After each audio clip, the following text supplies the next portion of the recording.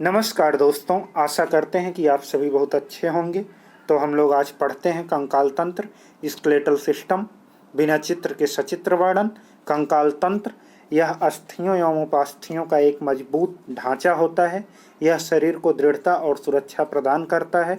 यह दो प्रकार का होता है, एक बाह्य कंकाल तंत्र, एक अंतः कंकाल तंत्र। तो देखते हैं बाह्य कंकाल तंत्र के बारे में कुछ जीव। बाह्य कंकाल तंत्र वाले जीव हैं इसको स्केलेटन सिस्टम में घोंघा, कौड़ी, जिसको गांव में बोलते हैं फूटी कौड़ी, नहीं देंगे। कौड़ी की फूटने के बाद कोई कीमत नहीं होती। सीपी, शंख, जो पंडित जी पूजा के समय बजाते हैं, इन सब के मृत हो जाने के बाद इनका मांस सूख जाता है अंदर।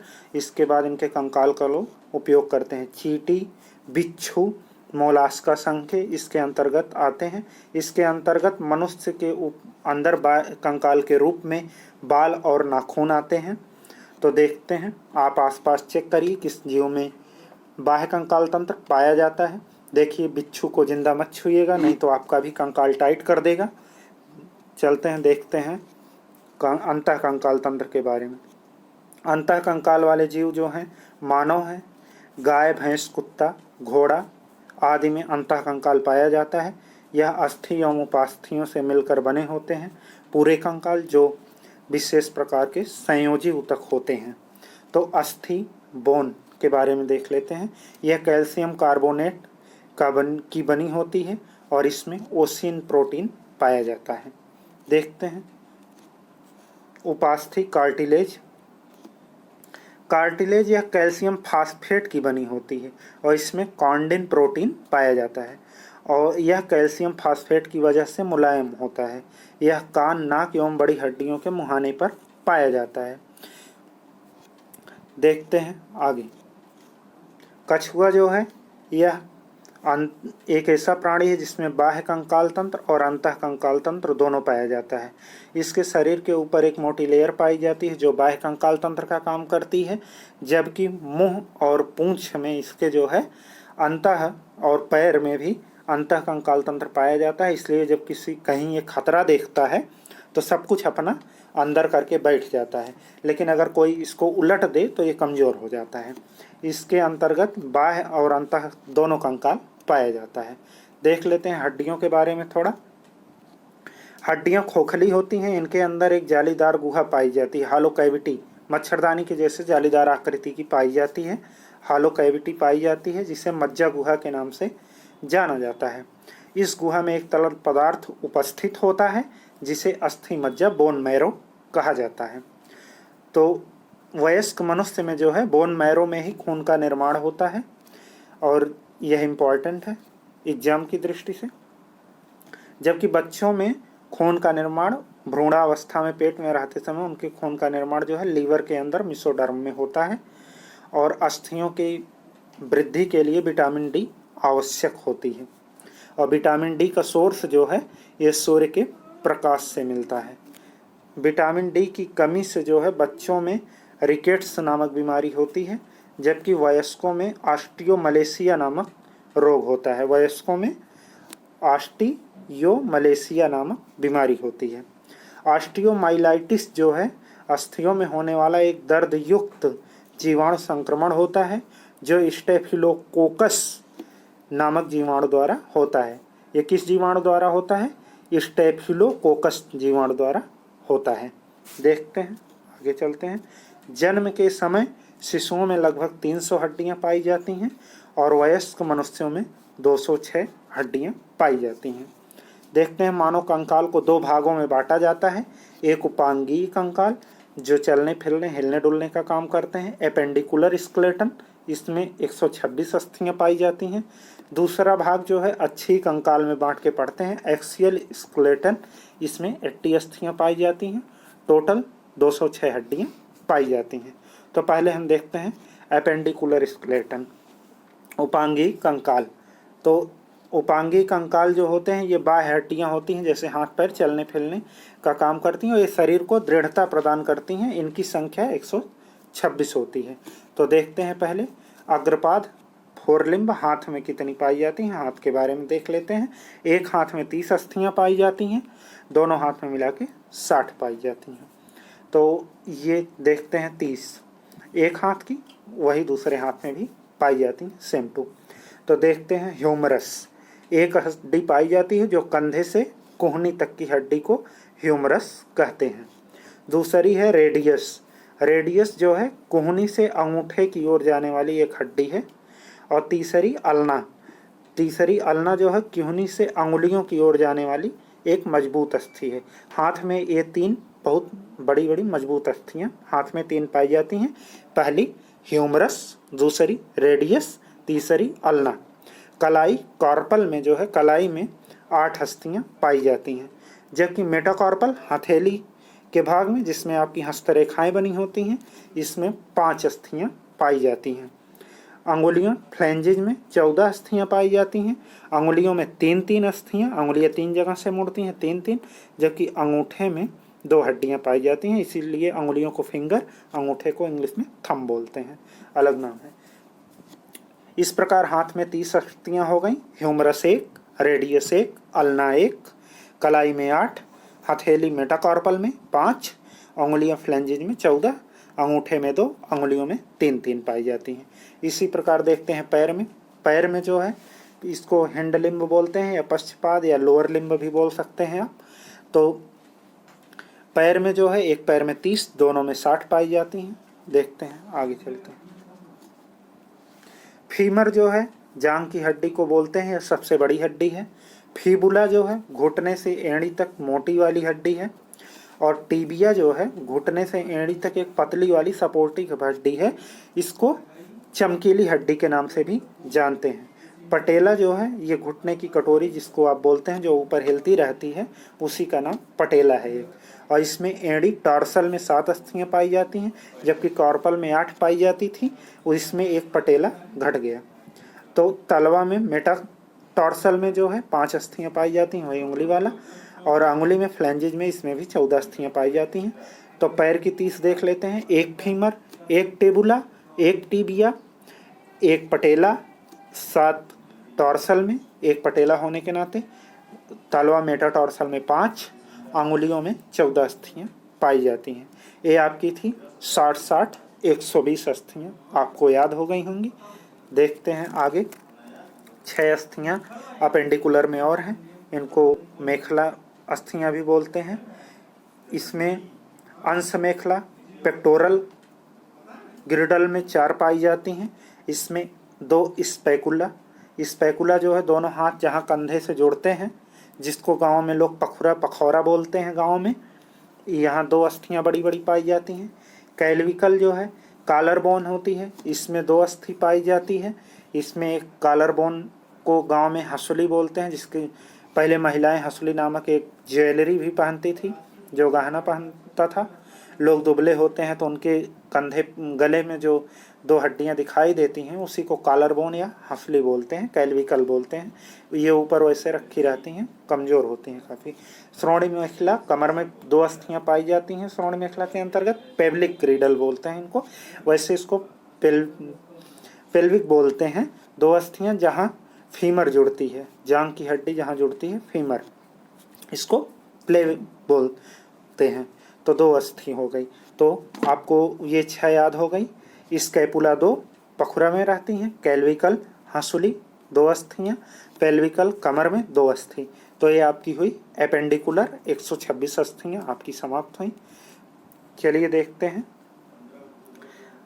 एक्सियल स्केलेटन में 80 अस्थियाँ पाई जाती हैं, 80। इनका काम जो होता है शरीर को आंतरिक अंगों की सुरक्षा करना होता है। इनकी संख्या 80 होती है। रीढ़ की हड्डी जो होती है इसमें 26 पाई जाती हैं वयस्कों में, जबकि बच्चों में 33 पाई जाती हैं। बच्चों में 33 अस्थियाँ पाई जाती हैं। और इनको जब मालिश कर के जब धूप में मालिश किया जाता है तो ये जुड़कर वयस्क समय अवस्था तक जो है 26 हो जाती हैं। और मालिश बच्चों को इसलिए किया जाता है कि उस समय इनकी अस्थियाँ जो हैं जुड़ती हैं, और जुड़ने के लिए विटामिन डी की आवश्यकता होती है, और इसलिए इनको धूप में मालिश किया जाता है ताकि इनकी हड्डियां सीधी जुड़ें और इनको विटामिन डी भरपूर मात्रा में मिले। इसलिए देखते हैं रीढ़ की हड्डी में कशेरुक दंड में जो है रीढ़ की हड्डी को कशेरुकदंड भी बोलते हैं या यस आकार की होती है। इसको जो है कार्टेलिजियस जॉइंट भी पाया जाता है, जो कि बहुत छोटे छोटे टुकड़ों में जुड़ी होती है। यह टूटने के बाद जुड़ने में बहुत दिक्कत करती है। इसमें 6 अस्थियाँ पाई जाती हैं। तो देखते हैं 7 इसकी जो है गर्दन में पाई जाती हैं, सर्विकल। तो इनको जो है C1 और C2 और C3 से रिप्रेजेंट करते हैं। इसमें इम्पॉर्टेंट जो है C1 एटलस है और C2 एक्सिस है, जो एग्जाम में पूछी जाती है। ये जो है ब्रेन में के साथ एटलस जुड़ती है। देखते हैं वक्ष में, थ्रोएसिक में 12 अस्थियाँ पाई जाती हैं, कटी में 5 पाई जाती हैं, सैक्रम में 1, पुक्ष में जो सबसे नीचे जाके वो पेल्विक में जुड़ती है वहाँ 1 अस्थियाँ पाई जाती हैं। इस प्रकार जो है रीढ़ की हड्डी में 26 अस्थियाँ पाई जाती हैं। अब देख लेते हैं पसलियों में रिब्स। रिब्स में जो है यह रीढ़ की हड्डी से निकलती हैं, एक तरफ 12 और एक तरफ 12, 24 पाई जाती हैं। लेकिन छाती में आके जुड़ती हैं, स्टर्नम में आके जुड़ती हैं। ये जुड़ने के इसलिए छाती में कुल 25 अस्थियाँ पाई जाती हैं, जबकि नीचे की 2 इधर 2 उधर की अस्थियाँ स्टर्नम से नहीं जुड़ी जाती, जिसको लोग पजरी बोलते हैं गाँव में। कि अगर किसी को पेट के ऊपर थोड़ा मार दीजिए तो वो बोलता नहीं हमारे पजरिए टूट गए। तो वो 2 अस्थियाँ जो हैं जुड़ी नहीं रहती, वो कमज़ोर होती हैं और ये स्टर्नम से जुड़ने के नाते काफ़ी मजबूत हो जाती हैं, जो कि हमारे हार्ट को और फेफड़े को काफ़ी मजबूती प्रदान करती हैं। तो देखते हैं स्टर्नम जो है एक है, क्योंकि ये पेशियों को ऊपर इसी में रीढ़ की हड्डी से ला के इसी में जुड़ी रहती हैं, जो कि हमारे फेफड़े और हार्ट को मजबूती प्रदान करती है। मानव के सर में जो है 29 अस्थियाँ पाई जाती हैं। आप 51 पढ़ चुके हैं। 51 अस्थियाँ आप पढ़े, 26 रीढ़ की हड्डी में, 24 जो है पेशियों में, 1 स्टर्नम, 25। तो रिब्स 24, बैकबोन 26, 1 स्टर्नम, आपकी 51 समाप्त हो गई। मानव के सर में मतलब गले से ऊपर किसी का गर्दन काट देंगे तो उसमें 29 अस्थियाँ पाई जाएंगी। इसमें कान में 6 होती हैं, 1 मेलियस जो सबसे कमज़ोर होती है, स्टेप्स सबसे छोटी होती है, इनकस कान में 6 पाई जाती हैं, 3 इधर वाले में 3 उधर वाले में, और 1 हाइड बोन पाई जाती है, जो यह गले में निचले जबड़े के नीचे होती है और यह फांसी लगाने पर यही बोन टूट जाती है। तो इस प्रकार आप 7 अस्थियाँ 29 में से निकाल दीजिए तो आपके 22 अस्थियाँ जो है खोपड़ी में पाई जाती हैं, स्कल में, या 22 अस्थियाँ पाई जाती हैं, जिसमें 14 चेहरे में पाई जाती हैं। इसको याद करने के लिए आप याद कर लीजिए कि उंगली में भी 14 पाई जाती हैं और चेहरे में भी 14, और 14 का 14 से गांव में बोलते नहीं है, एक मुक्का मारेंगे थोबड़ा बिगड़ जाएगा, तो 14 का 14 पे बार कर दीजिए, याद हो जाएगा। और चेहरे के 14 का चाँद के लिए आप बोलते हैं लोग, तो 14 का चाँद चेहरे को बोलते हैं, इसलिए इसमें चेहरे में 14 अस्थियाँ पाई जाती हैं। और कपार में 8, जिस पर बाल उगे होते हैं, कॉर्नियल, इस पे बाल उगे होते हैं, इसमें 8 अस्थियाँ पाई जाती हैं। ये कपार में पाई जाती हैं और चेहरे पे 14, 14 8 22। अब एक्सियल का एक ग्राफ देख लेते हैं हम लोग नीचे।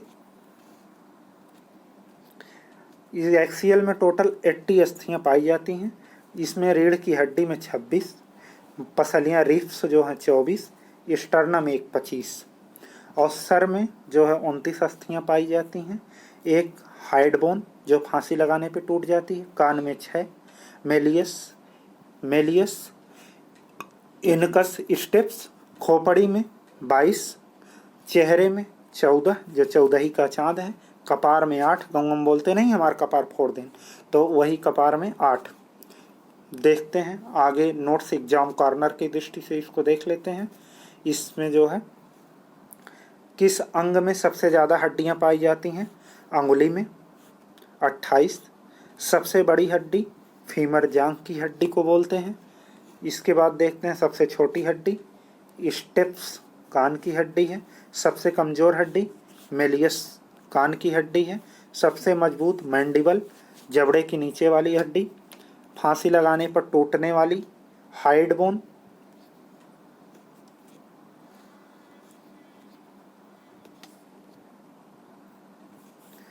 फांसी लगाने पर टूटने वाली हाइड। मानव के शरीर में सबसे मजबूत अंग जो है इनामल लेयर, जो दांत के ऊपरी परत के रूप में पाई जाती है, यह फ्लोराइड की बनी होती है, यह सबसे मजबूत होती है। देखते हैं, अस्थि को अस्थि से जोड़ने वाले को लिगामेंट तथा मांसपेशी एवं अस्थि को जोड़ने वाले को टेंडन कहते हैं। जान्हवी पटेला घुटने की कटोरी होती है, इसके बारे में जान लेते हैं, काफ़ी पूछा जाता है एग्जाम में। प्रत्येक घुटने पर स्थित एक छोटी त्रिकोणाकार हड्डी होती है, यह घुटने की संधि की सुरक्षा करती है और घुटने को आगे की ओर मुड़ने से रोकती है। ऐसी हड्डी को सिस्माइड हड्डी कहते हैं और पटेला सबसे बड़ी सिस्माइड हड्डी है।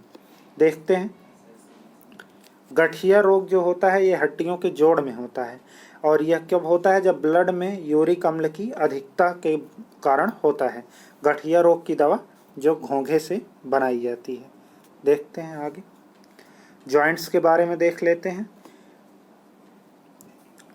पहली जॉइंट्स के बारे में देखते हैं, अचल संधि या रेशेदार संधि, इमूवेबल और फाइबरस जॉइंट्स।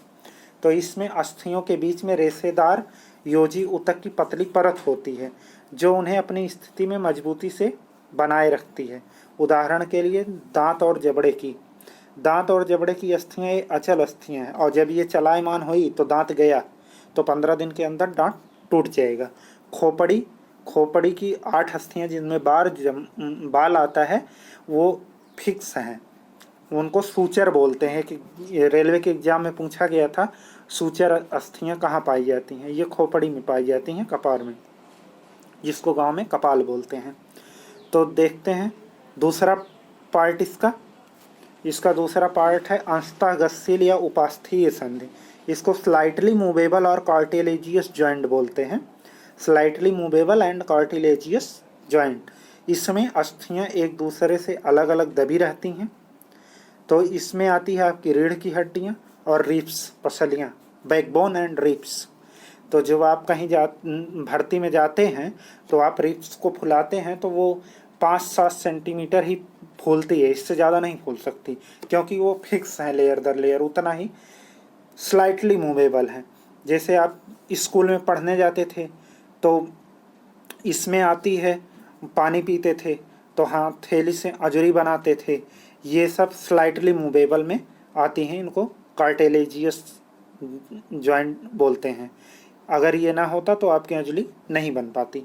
तो इसमें आती है विसर्पी संधि, ग्लाइंडिंग, इसमें कलाई की संधि, हथेली की संधि आती है, इसको ग्लाइंडिंग जॉइंट बोलते हैं। विसर्पी संधि जो आपस में एक दूसरे पर फिसल के बनती है, जो अंजलि बनाते हैं आप या हथेली को घुमा लेते हैं, ये सब संधियाँ। दूसरी देखते हैं परिघोड़ी संधि, इसी का भाग है, इसको घुराग्र या खोटी संधि, पिवोट संधि बोलते हैं। ये इसका सीधा एग्जाम्पल आप गांव में देखिए, एक मजबूत खूंटा गाड़ के उसमें एक भैंस बांध दीजिए और थोड़ी देर बाद आप उस खूंटा जब हिला देगी तो वो खूंटा दाएं बाएं ऊपर नीचे चारों तरफ हिलने लगता है। तो ऐसी संधि को परिघोड़ी, जो चारों तरफ घूम ले, ऊपर नीचे भी, घुराग्र का मतलब जो ऊपर नीचे भी घूम ले, इसको पियोट या खूंटी संधि बोलते हैं। तो यह संधि गर्दन में पाई जाती है। एटलस और एक्सिस कशेरुकाओं के बीच इस संधि का प्रयोग मिलती है। C1 एंड C2 जो आपको बताए थे हम सर पर, इस प्रकार की संधि सिर को दाईं और बाईं ओर और ऊपर नीचे घूम सकता है। इसमें देखते हैं चल संधि या मुक्त रूप से गतिशील या फ्रीली मूवेबल या सोनोवियल जॉइंट। तो देखते हैं अस्थियों की संधि सतह उपास्थि से ढकी होती है और दोनों अस्थियों के बीच में सिनेवियल गुहा, साइनोवियल कैविटी पाई जाती है, जिसमें सैनोवियल लिक्विड भरा होता है। तो देख लेते हैं इसके जॉइंट्स कहाँ कहाँ पाई जाती हैं। ये आपकी पाई जाती है, इसमें 2 प्रकार की संधियाँ होती हैं। एक हिंज, जिसको आप हिंज जॉइंट बोलते हैं, कब्जा संधि, जो दरवाजे की तरह हो, जैसे किहनी घुटने की संधि। तो ये जो है कब्जा संधि है। उंगलियों की संधि जो आप 90 डिग्री आगे मोड़ सकते हैं, तो अंगुलियों में पाई जाती है, ये कोहनी और घुटने में पाई जाती है। यह भारी भार उठाने में समर्थ होती हैं। कब्जा संधियाँ जो होती हैं ये मजबूत संधियाँ होती हैं। और एक देखते हैं कंदुक खलिका, बॉल एंड सॉकेट जॉइंट बोलते हैं इसको। कंधा और कूल्हे की संधियां ज़्यादा भार उठाने में असमर्थ होती हैं, ये ज़्यादा भार नहीं उठा सकती। जैसे आपको पखुरे पे जो आती है कंधियां वो, और आपके कूल्हे की जो कमर में जॉइंट्स होती है उसको। तो देख लेते हैं नोट्स इसके बारे में। हड्डियों में कौन सा ऊतक पाया जाता है? तरल संवहनी ऊतक पाया जाता है। गठिया रोग यूरिक एसिड बढ़ने से और सैनेवियल द्रव्य कम हो जाने से गठिया रोग पाया जाता है। टूटी हुई हड्डियों की जांच के लिए एक्सरे किया जाता है।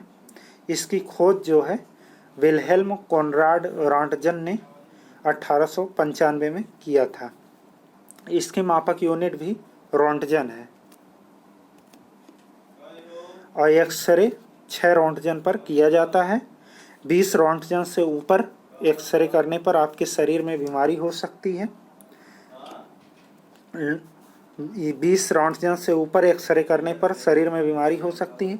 परमाणु बम फटने पर आप समझते होंगे कि आग लगता होगा या भूकंप आती होगी, तूफान होता होगा, ऐसा कुछ नहीं होता है। और इसमें 200 रॉन्टजन की एक्सरे किरण निकलती है जो आपके शरीर को विकिरण से प्रभावित करती है और ये आपके शरीर को हानि पहुंचाती है। तो हमारा ये सेशन आज का इसी के साथ समाप्त हुआ। आपको हमारा वीडियो पसंद आए तो वीडियो को लाइक, चैनल को सब्सक्राइब और शेयर करना ना भूलें। हमारा एक NTPC target all one day exam के लिए बेस्ट 40 जीएस की एक श्रृंखला चल रही है जिसका लिंक डिस्क्रिप्शन में दिया गया है। और आप हमको फेसबुक, इंस्टाग्राम, टेलीग्राम, व्हाट्सएप पर भी दिए गए लिंक से फॉलो कर सकते हैं। पढ़ते रहें, मस्त रहें। हम आपके बेहतर कल की कामना करते हैं। धन्यवाद।